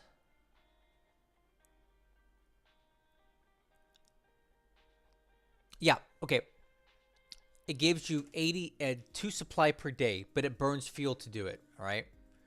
So if Chungking has fuel, it can make 750 No, 650 supply from that, and 178 supply a day from the light industry. That's a lot of supply. Hey, Mark. This was a last minute thing. This isn't the live stream that I plan on putting a lot of effort into. I actually have the Helson turn back. And I want to do a live stream on that one because it's been so long since we've actually played that campaign. I'm going to set that turn up on a live stream at a better time of day.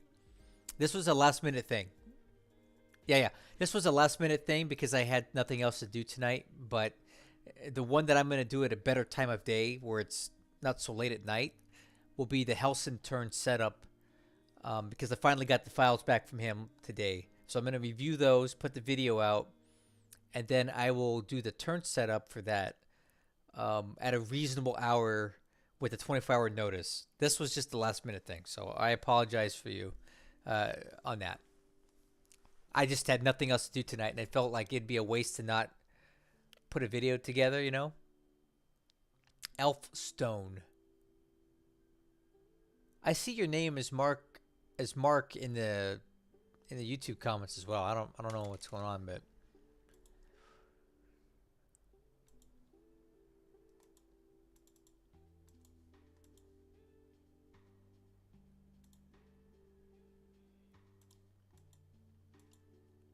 anyway.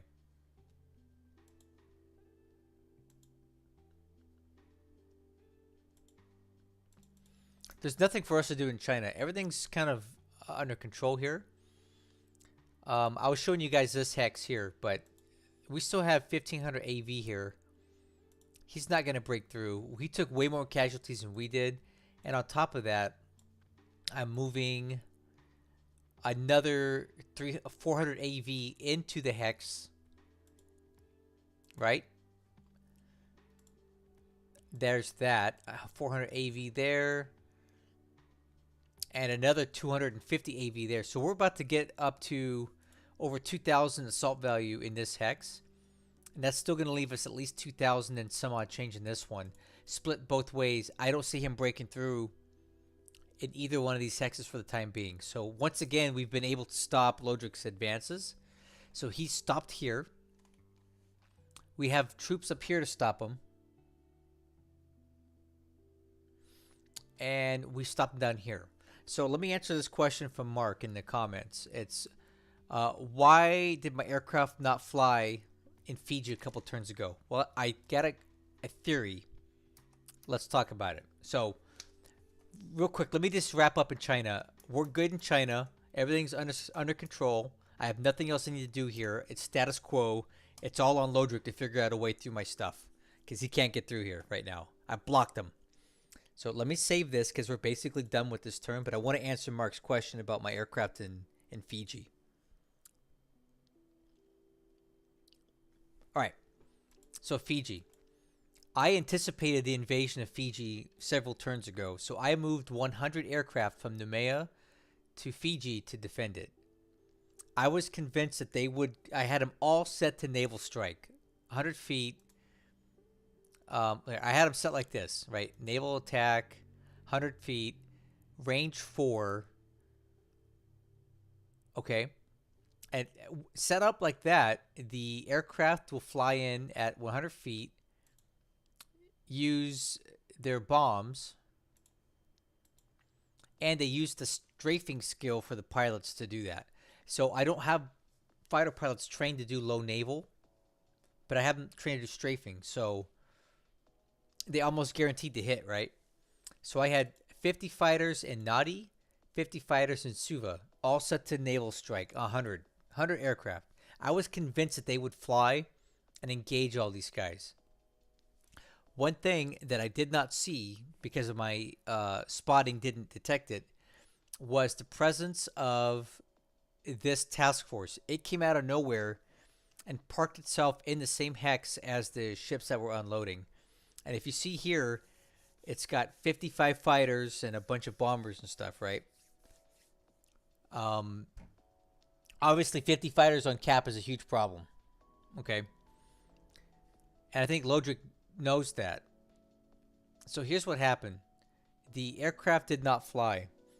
And here's my theory. One of the guys in my Discord who's very experienced in this game, his name is Evoken. He was telling me that he understands something about the AI that we don't get to see, and that the squadron commanders are smarter than we are, and they know if their target hex has aircraft on cap in it.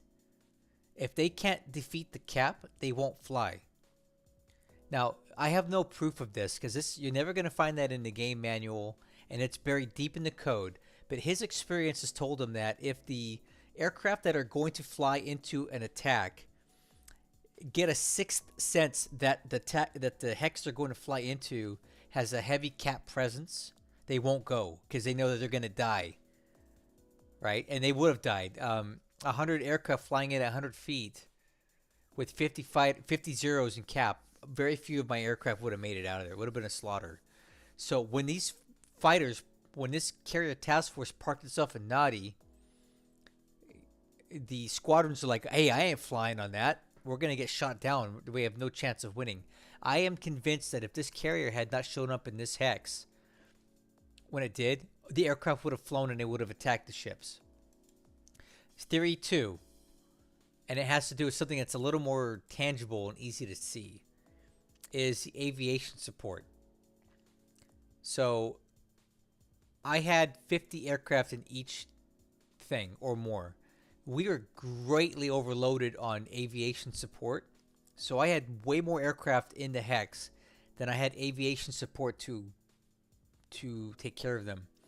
I think I recall somewhere in the manual, and I'll have to look this up again, that insufficient aviation support can cause missions not to fly. It causes issues with coordination, with the missions flying at all, because there's not enough ground crews to fix the aircraft, to prepare the aircraft, to do all that stuff.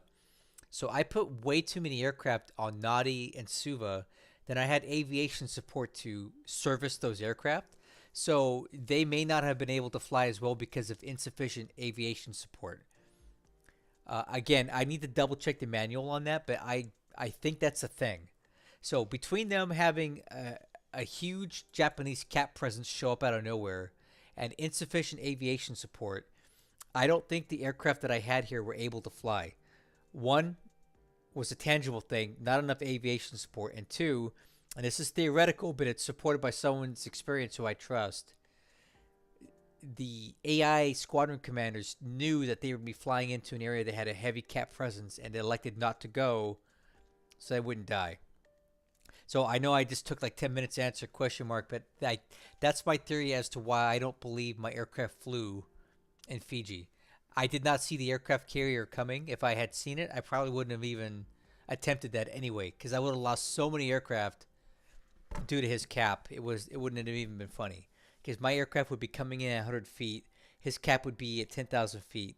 He would just dive on us and kill us, and we wouldn't be able to really deal with it. So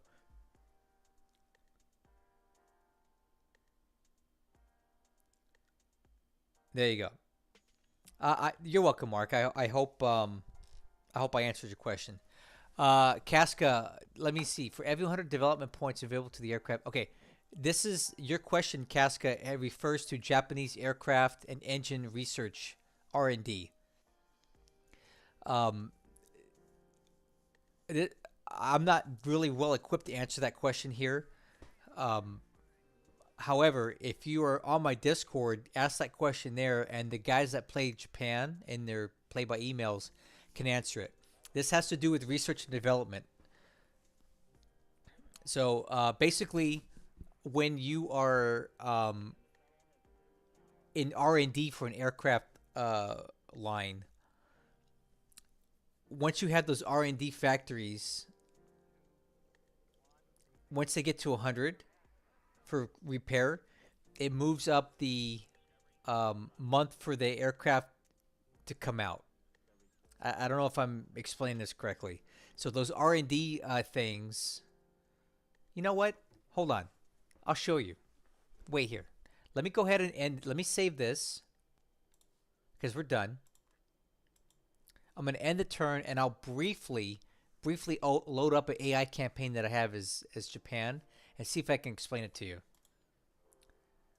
All right, so let me end the turn because we're done.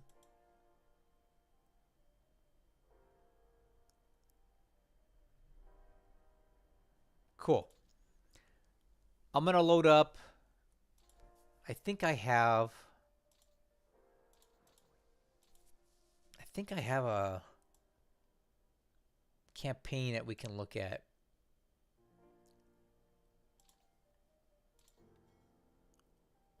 All right.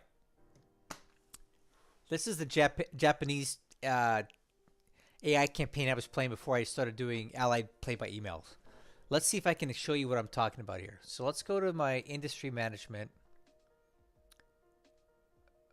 Let's just show you air. Let me see if I have some R&D. Oh, R&D air.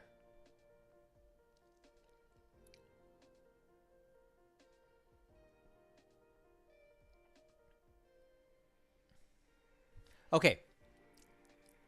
Let me show you what's up. Let's take a look at this assembly line right here. This is the KI-45 NIC. I had 30 factories set up for R&D. Okay. And they finished repairing.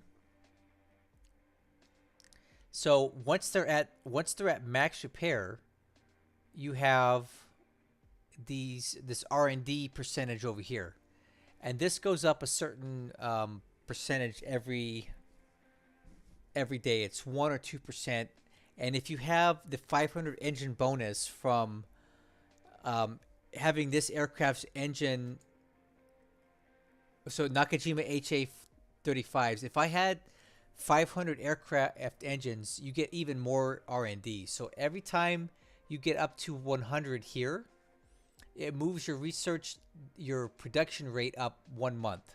Okay, and it keeps going over and over and over again. So the more factories you have repaired, the higher chance you have of getting more R&D points per turn. And every time you get to 100 here in the parentheses, you move your aircraft production date up 1 month. So at this point, they will start producing in 542. Now, if I was more advanced on this production line, these R&D points, I could potentially accelerate an aircraft line up by many months. Let me see if I have any more going here. Okay, so I have another set of factories here. So that's why you move this aircraft up so much. It should come out later than this. Let me see if I have any more R&D.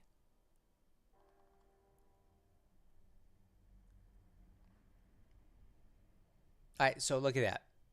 This one here, this Helen, right? Right now, it's supposed to come out in 942. I've got 30 research and development factories set up for it. So we're currently at 34% R&D.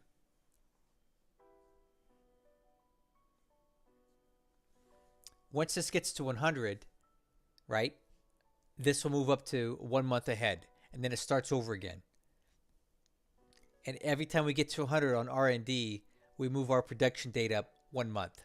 So that's what the manual is saying. For every 100 R&D points, which you'll see here by mousing over it, it moves up to production 1 month when you get to 100. The more factories you have that are repaired, the higher percent chance you have of getting R&D point per turn. And if you have a 500 engine bonus, for example, the KA-49 Helen uses HA-34s, right? So HA-34s, let's see how many of those engines we have. HA-34, we only have 150. If you got 500 of those engines,